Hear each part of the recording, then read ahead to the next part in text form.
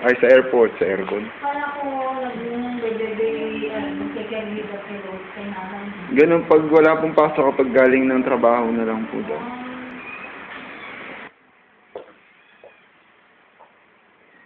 Ang sabi? Lalagyan ng sugar. Oo, lalagyan ng sugar na ako.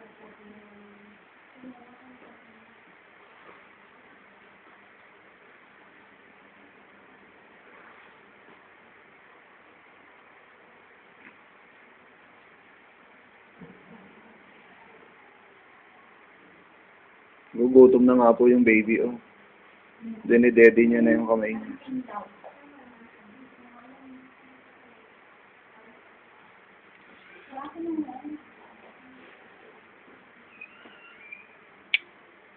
Wawa na yun. Papa mo naman balong, wala. Busy. Ayaw nilang pakawalan.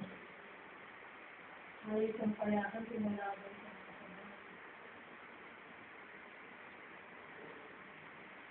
Firstborn ka pa naman, ba't ayaw ka nilang May papadala mo doon yan sa Hawaii? Opo, mamaya po pag nag-internet na ako sa bahay.